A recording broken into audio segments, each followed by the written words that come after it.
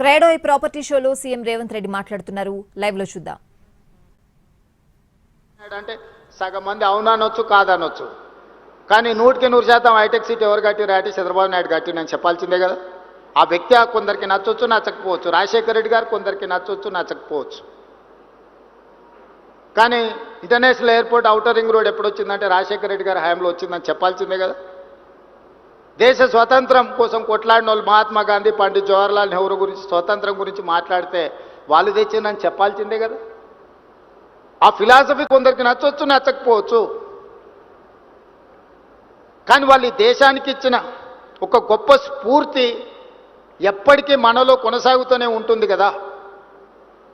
ఈరోజు తెలంగాణ కూడా ఓ youngest chief మినిస్టర్గా ఒక అగ్రికల్చర్ ఫ్యామిలీ నుంచి, రూరల్ బ్యాక్గ్రౌండ్ నుంచి వచ్చిన నాకు పెద్ద పెద్ద ఇంగ్లీష్ చదువులు చదువుకోకపోవచ్చు, కానీ నాకు కామన్ సెన్స్ ఉంది.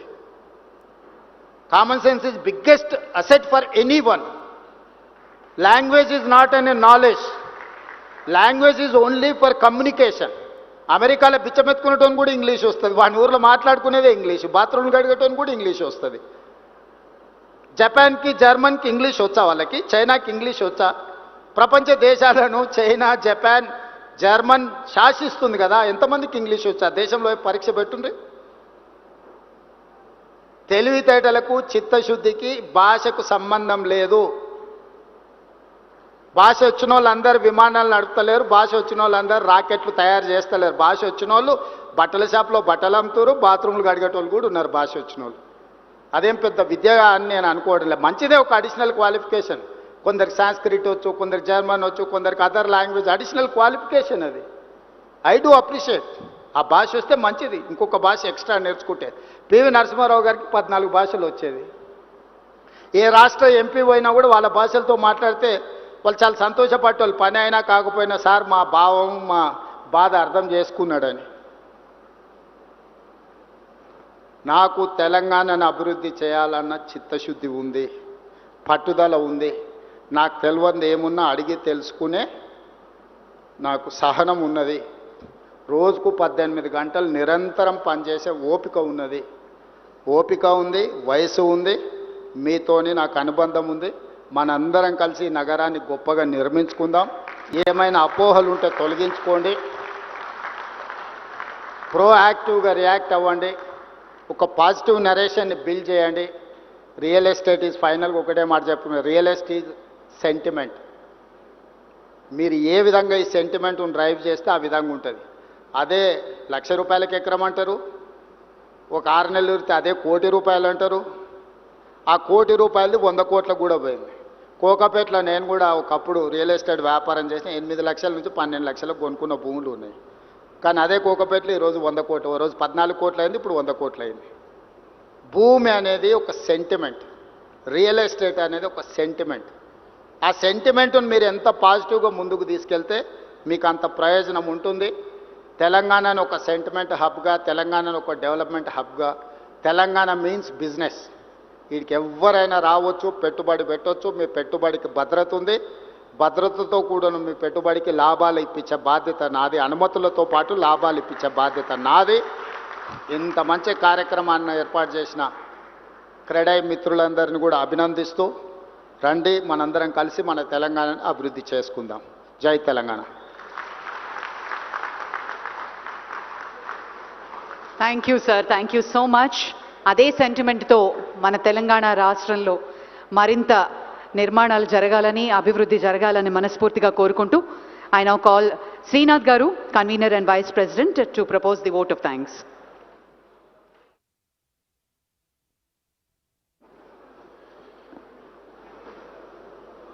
అందరికీ నమస్కారం.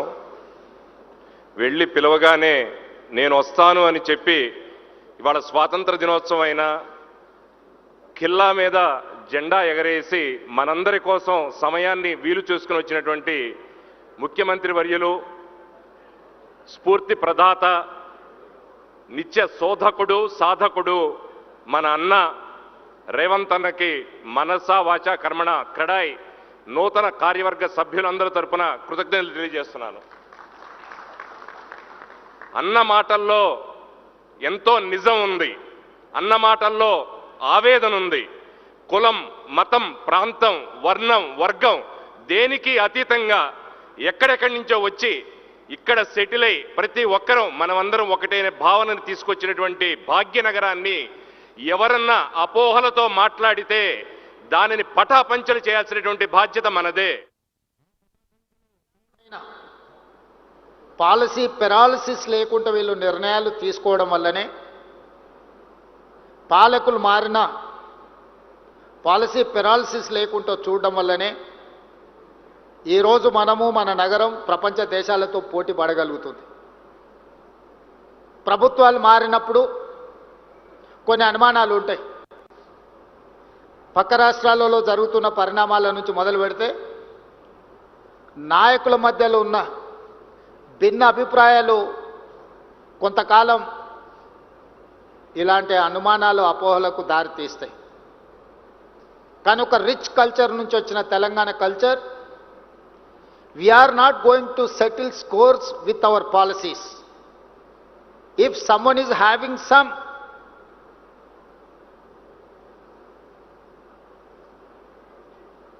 objection, vengeance or anything, I don't mind. నేను ప్రతి వ్యక్తిని సంతోషపెట్టలేకపోవచ్చు. ప్రతి వ్యక్తి ఏదో ఒక అంశంతో నా దగ్గరకు వచ్చినప్పుడు వాళ్ళు అనుకున్న మేరకు నేను సహకరించకపోవచ్చు. దానికి నాకు పరిమితులు ఉండొచ్చు. నేను మధ్యతరగతి మనస్తత్వం ఉన్నవాడిని. నేను పెట్టుబడిదారుడు ఆలోచనలు ఉన్నోని కాదు. మధ్యతరగతి వాడికి సమాజం పట్ల భయం ఉంటుంది, సమాజం పట్ల గౌరవం ఉంటుంది, సమాజం ఏమనుకుంటుందని ఆలోచన చేస్తాడు. ఉన్నంతలో సర్దుకుపోదాం, దుప్పటి ఉన్నంతనే కాళ్ళు జాపుకుందామని ఒక ఆలోచన ఉంటుంది. నేను సగటు మధ్యతరగతి ఆలోచన ఉన్న ముఖ్యమంత్రినే తప్ప కొల్లగొట్టి నిర్మాణాలు చేసుకోవాలి, కొల్లగొట్టింది విదేశాలకు తరలించుకోవాలన్న గొప్ప మనసు, పెద్ద మనసు ఉన్నోని నేను కాదు. అందుకే కొంతమంది ఏదైనా ప్రపోజల్స్ వచ్చినప్పుడు I may not oblige your whatever మీ మీ మీ యొక్క ప్రతిపాదనలు నేను ఆమోదించకపోవచ్చు. లేదా గతంలో మీరు ఏదైనా సూపర్ లగ్జరీస్ పొందిన వాటిని ఇప్పుడు నేను కొనసాగించకపోవచ్చు. దాంతో మీకు సహజంగా కోపం వస్తుంది. స్పెషల్ ప్రివిలేజ్ ఉన్న వాళ్ళకి, వైల్డ్ కార్డ్ ఎంట్రీ ఉన్న వాళ్ళకి ఒకవేళ సడన్గా అట్లాంటి వెసులుబాటు లేకపోతే న్యాచురల్గా వాళ్ళ కోపం ఉంటుంది. అరే మేము ఇప్పటి వరకు చాలా ప్లాటర్ తినేవాళ్ళం, ఇప్పుడేంది మేము కూడా అందరితో పాటు లైన్లో నిల్చోవాల్సి వస్తుందని. వాళ్ళని నేను నిజంగా వాళ్ళు నన్ను మన్నించాలి, ఎందుకంటే నేను ఎప్పటికీ మీకు ఆ రకంగా సహకరించను. కానీ పారదర్శకమైన పరిపాలన కోసం పాలసీలు చేయడానికి నాకు అభ్యంతరం లేదు. I can impress with policy, I can take the challenge. నేను ఓపెన్ మైండ్తో ఉన్నాను. మీరు పాలసీ ఏమైనా చెప్పండి, ప్రజలకు ఉపయోగపడేది, మీ రంగానికి ప్రయోజనం చేకూర్చేది, తద్వారా తెలంగాణ రాష్ట్రాన్ని అభివృద్ధి పదం వైపు నడిపించడానికి, హైదరాబాదు నగరాన్ని దేశంలోనే కాదు ప్రపంచంలోనే గొప్ప నగరంగా తీర్చిదిద్దడానికి మీ ఆలోచనలు పంచుకోండి నాతో. మీరు అందరు ప్రపంచాన్ని అంతా చూస్తున్నారు. నాకు 10 ఫ్యాక్టర్స్ ఉంటాయి, కానీ మీకు only 1 factor, that is construction, that is infrastructure, mass development. Trunk infrastructure ఎట్లా చేయాలి?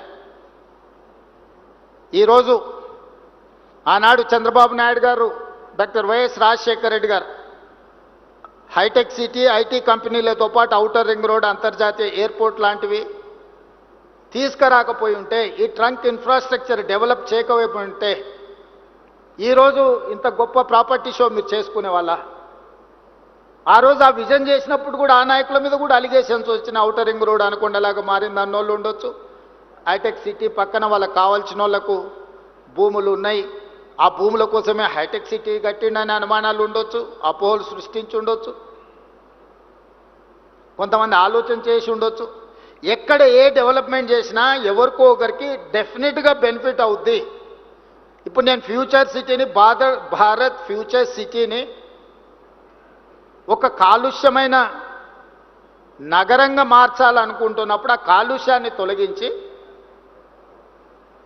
ఒక బ్రహ్మాండమైన నగరాన్ని నిర్మించాలని ప్రణాళికలు వేసినప్పుడు అది 4th సిటీ, లేదా అది ఫ్యూచర్ సిటీ అని నేనంటే 4 బ్రదర్స్ సిటీ అని కొంతమంది అని ఉండొచ్చు. మీరే కదా నా బ్రదర్సు, మీకోసమే నేను డిజైన్ చేస్తున్నా.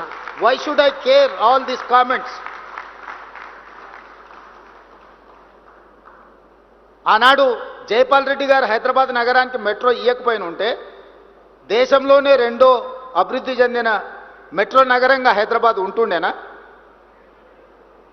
హైదరాబాద్ నగరానికి ఆ రోజు రాజశేఖర రెడ్డి గారు ప్రతిపాదనిస్తే స్టక్ డౌన్ అయిన హైదరాబాద్ మెట్రోని జైపాల్ రెడ్డి గారు శాంక్షన్ ఇవ్వడమే కాదు, వైబుల్ గ్యాప్ ఫండ్ ఇచ్చి ఈ నగరానికి మెట్రోని ఇచ్చాడు.